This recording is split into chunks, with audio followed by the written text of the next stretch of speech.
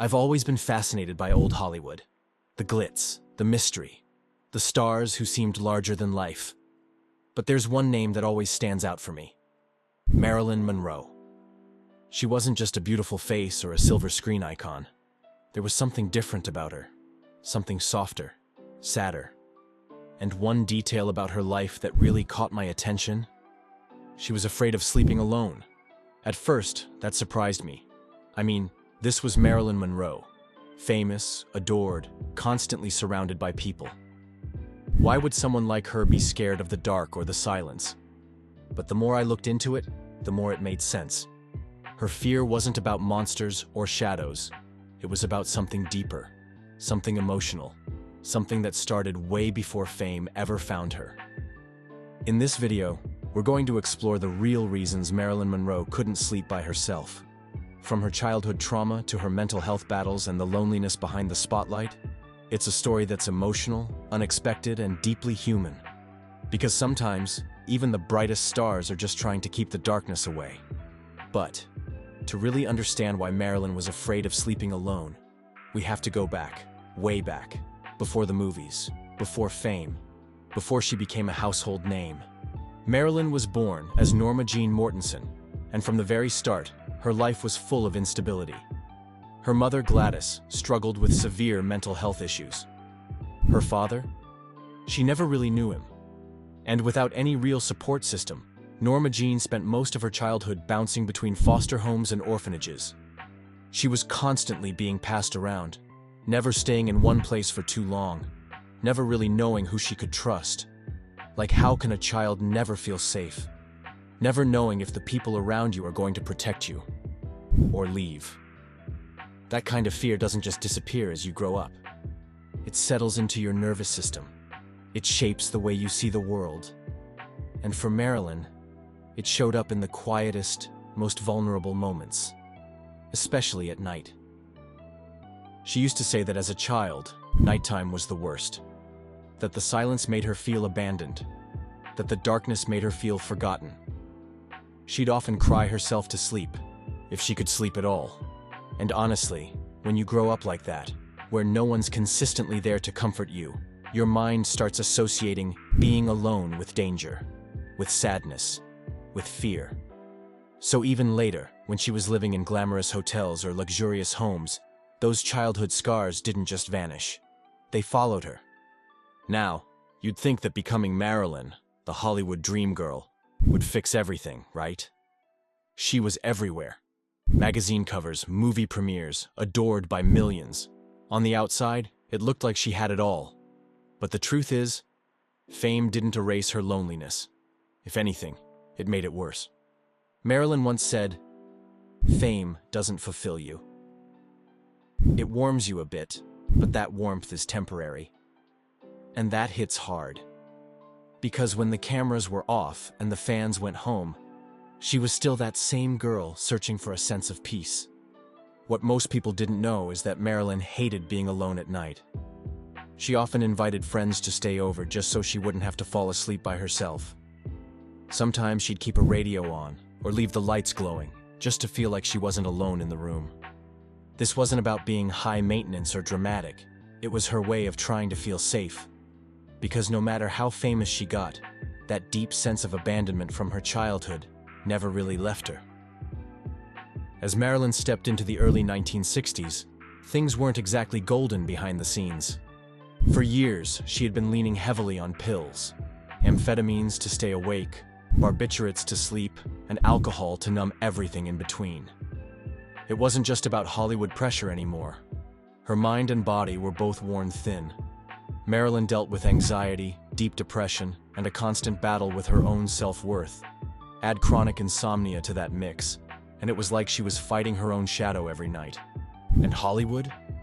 It didn't make space for that kind of vulnerability. She was already gaining a reputation as difficult.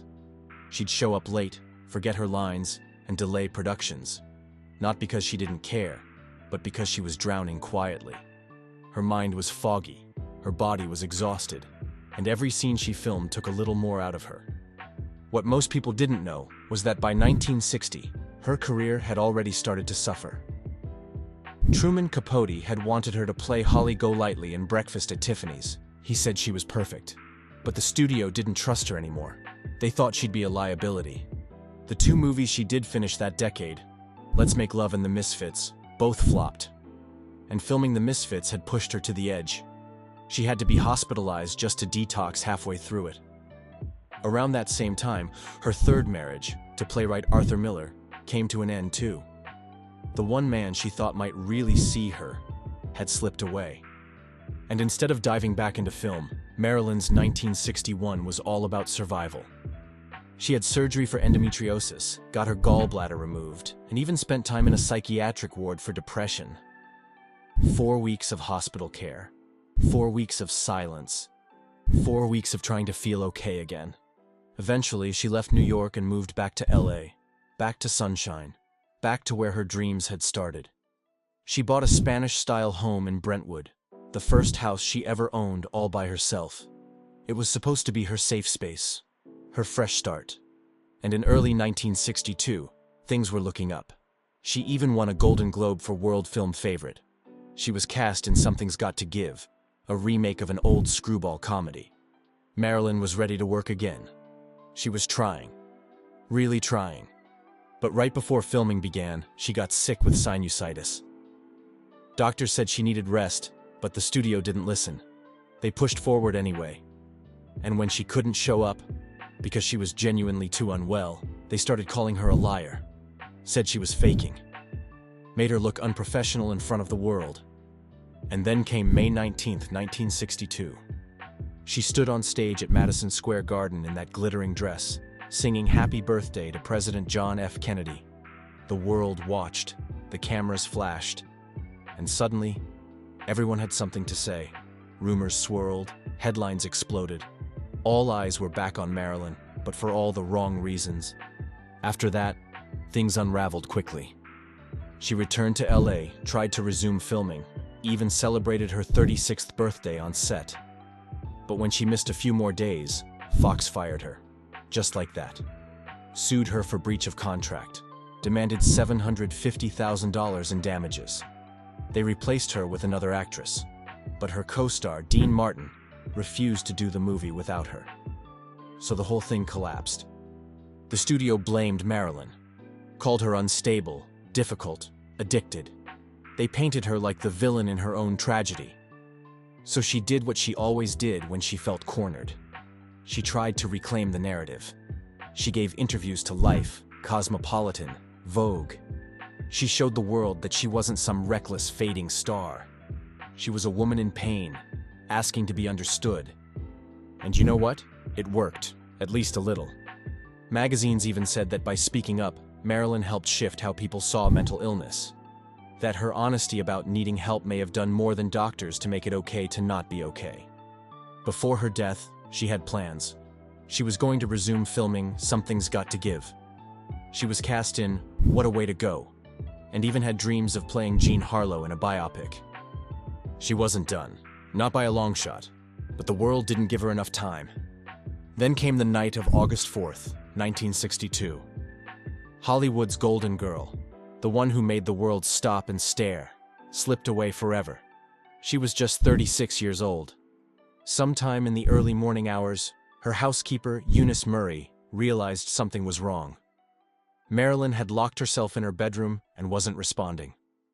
Murray looked through the window and saw her lying still. She panicked, called Marilyn's psychiatrist, Dr. Ralph Greenson, who arrived quickly. He broke a window, rushed in, but it was too late. Marilyn was gone. The official cause was an overdose of barbiturates. The coroner ruled it a probable suicide. They said she had struggled with mood swings, depression, and a long history of emotional pain. That she had simply taken too much and didn't wake up. But the world didn't take that explanation easily. Almost instantly, rumors began to swirl.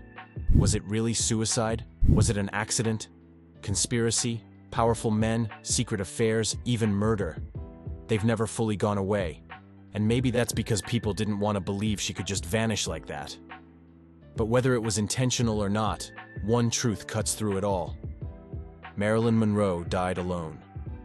in the very same room she once filled with soft radio songs and glowing lamps to chase the shadows away. The same space where she tried so hard to feel safe, to feel seen, to feel held. And that, more than the fame, the gossip, or the legacy, is what stays with you. Because at the heart of it, Marilyn wasn't just afraid of sleeping alone. She was afraid of being alone. And in the end, that's exactly what happened. If this made you see her in a new light, don't forget to like, share, and subscribe. And let me know in the comments. What surprised you the most about Marilyn's story?